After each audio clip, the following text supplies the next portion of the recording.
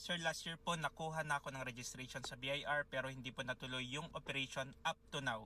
Magbabayad po ba ako at meron penalty? Sa BIR po kung walang income wala naman pong tax na babayaran. Pero hindi po ibig sabihin na wala kang operation ay wala ka nang ifa-file or i-comply kay BIR. Nasa BIR Certificate of Registration mo po under tax types. Lahat po ng tax returns doon dapat mong i-comply or i-file with or without income, with or without operation. Kapag hindi mo po yun nagagawa, doon po magkakaroon ng penalty. You are a freelancer at meron kang concern or question regarding freelancers BIR registration and freelancers tax compliance, comment mo lang yan at sasagutin ko yan.